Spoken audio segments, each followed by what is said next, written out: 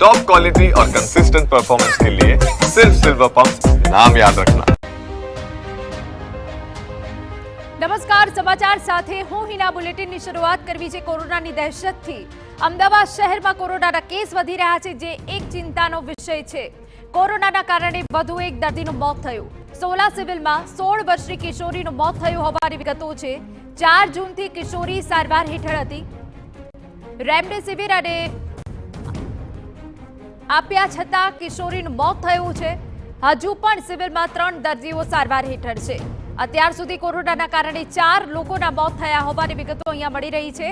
અમદાવાદ શહેરમાં કે જ્યાં કોરોનાના કેસ વધી રહ્યા છે, કોરોનાનો આ જે વેરિયન્ટ છે તે ખૂબ ઝડપથી લોકોને સંક્રમિત કરી રહ્યો છે, ત્યારે સોલા સિવિલમાં 16 વર્ષીય કિશોરીનું મોત થયું હોવાની વિગતો છે. 4 જૂનથી કિશોરી સારવાર હેઠળ હતી. રેમડેસિવિર આપ્યા છતાં કિશોરીનું મોત થયું હોવાની અહીંયા વિગતો મળી રહી છે. હજુ પણ સિવિલમાં 3 દર્દીઓ સારવાર હેઠળ છે. અત્યાર સુધી કોરોનાના કારણે 4 લોકોના મોત થઈ ગયા છે.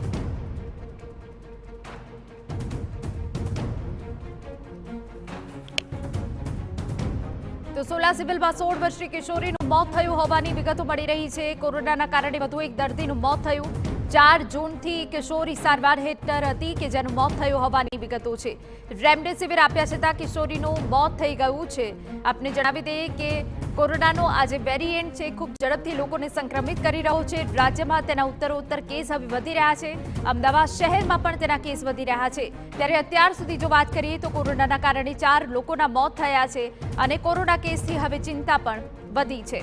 સોલા સિવિલમાં 16 વર્ષની કિશોરીનું મોત થયું હોવાની વિગતો છે. કોરોનાના કારણે વધુ એક દર્દીનું મોત થતા ચિંતાનો વિષય. અમારા સંવાદદાતા જિગ્નેશ પટેલ વધુ વિગતે વાત કરવા જોડાયા છે. જિગ્નેશ, અમદાવાદ શહેરમાં કોરોના વધી રહ્યો છે, એક ચિંતાનો વિષય. બિલકુલ સાચી વાત છે હિના, કે જે પ્રકારે કોરોના ધીમી ગતિએ વધતો હતો, પરંતુ હવે કોરોનાના કેસમાં નોંધપાત્ર વધારો જોવા મળી રહ્યો છે. પોઝિટિવની કેસની સંખ્યા વધી રહી છે. સાથે જ જોઈએ તો સોલા સિવિલ હોસ્પિટલમાં 16 વર્ષની કિશોરીનું મૃત્યુ થયું છે.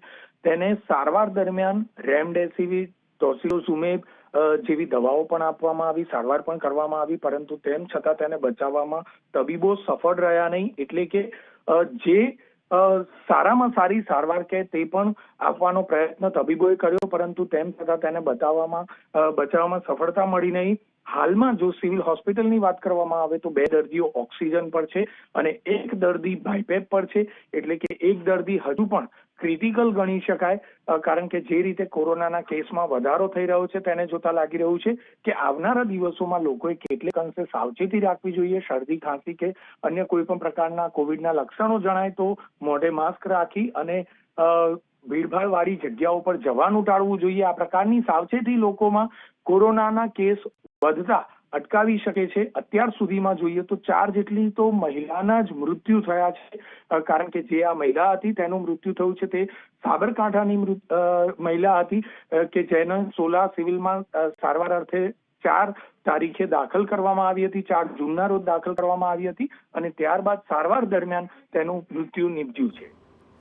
બિલકુલ, આભાર જિગ્નેશ. તો કોરોનાના કારણે વધુ એક દર્દીનું મોત થયું હોવાની વિગતો છે. સોલા સિવિલમાં 16 વર્ષની કિશોરીનું મોત થયું.